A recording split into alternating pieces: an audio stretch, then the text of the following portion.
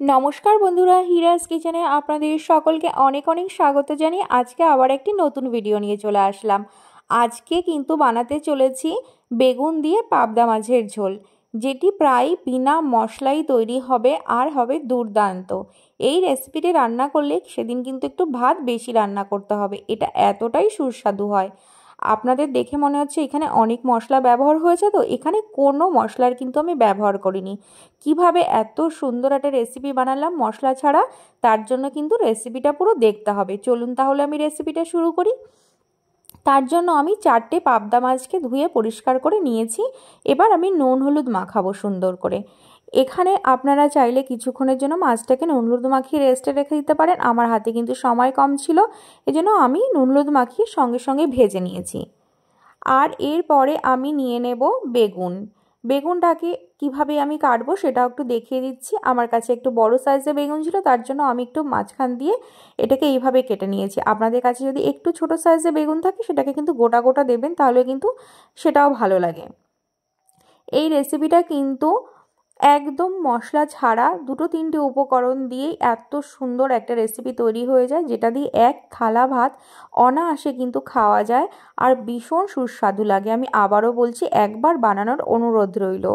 বেগুনটাকে আমি নুন হলুদ মাখিয়ে নেব। নুন হলুদ মাখিয়ে আমি সাইডে কিছুক্ষণের জন্য রেখে দেবো। ততক্ষণে আমি এখানে টমেটো কেটে নেব। এখানে শুধু আমি মশলার ভেতরে টমেটো আর কাঁচা লঙ্কাই ব্যবহার করব, আর কোনো ধরনের কিন্তু মশলা এখানে ব্যবহার করছি না। আমি এখানে 1.5 টুকরো টমেটো নিয়ে নিয়েছি। কড়াইতে জল গরম করে টমেটোটা আমি দিয়ে দেব, আর দিয়ে দেব স্বাদ অনুসারে কাঁচা লঙ্কা। আপনারা যে যেমন ঝাল খান সেরকম লঙ্কাটার ব্যবহার করবেন। যখন টমেটোটার খোসাটা এরকম উঠে উঠে আসবে, তখন কিন্তু খোসাটা তুলে ফেলে দেবেন। তারপরে ঠান্ডা করে মিক্সিং গ্রাইন্ডারে এটাকে পেস্ট করে নেবেন। এটাই শুধুমাত্র আমাদের মশলা এখানে ব্যবহার হবে, আর কোনো ধরনের কিন্তু আমি মশলার ব্যবহার করব না। আপনাদের এখানে একটা প্রশ্ন থাকতে পারে, আমরা কাঁচাও ব্যবহার করতে পারি। কাঁচা ব্যবহার করলে কিন্তু এত সুন্দর তরকারিটা খেতে হবে না। এইভাবে সিদ্ধ করে বেটে ব্যবহার করে দেখবেন, খুব সুন্দর লাগে কিন্তু এটাকে খেতে। তারপরে কড়াইতে আমি রিফাইন্ড তেল গরম করে আমি বেগুনটাকে লাল লাল করে কিন্তু ভেজে তুলে রাখবো। কড়াইতে ওই একই তেলের ভেতরে আমি সর্ষের তেল দিয়ে দেবো। তেলটা যখন ভালো করে গরম হয়ে আসবে, তখন কিন্তু আমি মাছটা ভেজে নেব।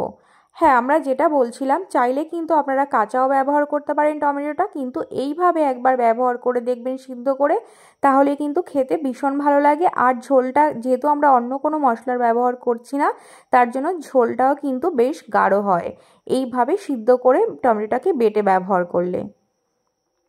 হালকা হাতে মাছটাকে উল্টে পাল্টে লাল লাল করে কিন্তু আমরা ভেজে নেব। দেখুন, মাছটা ভাজা আমার হয়ে গেছে। মাছ ভাজা তুলে আমি ওই মাছ ভাজা তেলের মধ্যে কালো জিরে আর সাদা জিরে ফোড়ন দিলাম, আর একটু সামান্য 1/4 টিস্পুন এখানে কাশ্মীরি লঙ্কার গুঁড়ো দিয়েছি আমি, একটু সামান্য কালার আসার জন্য। আর কাঁচা লঙ্কা আর টমেটোর পেস্টটা দিয়ে দেব। আর মশলার পাত্রটা ধোয়া জল ব্যবহার করছি এখানে আমি। সুন্দর করে আমি লো ফ্লেমে মশলাটাকে কষিয়ে নেব যতক্ষণ না মশলা থেকে তেল ছেড়ে যাচ্ছে। নেড়ে চেড়ে কিন্তু আমি মশলাটাকে কষিয়ে নেব। আপনারা তো পাবদা মাছের অনেক রেসিপি খেয়েছেন, সর্ষে পাবদা তো আপনারা খেয়েছেনই। আমার চ্যানেলে কিন্তু সর্ষে পাবদা রেসিপিও আছে, ডেসক্রিপশন বক্সে আমি লিংক দিয়ে দেব। প্রয়োজন হলে কিন্তু সেই রেসিপিটা আপনারা দেখে নিতে পারেন।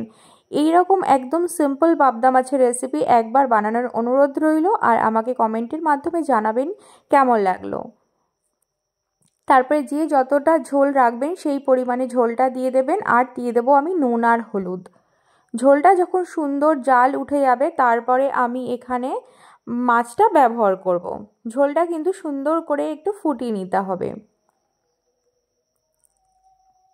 আমরা প্রত্যেকেই জানি, যে কোনো তরকারিতে ঝোলটা যত সুন্দর আমরা জাল করব, তরকারির স্বাদ কিন্তু ততটাই বেড়ে যায়। তার জন্য ঝোলটা কিছুক্ষণ কিন্তু একটু জাল দিয়ে কমিয়ে নেবেন।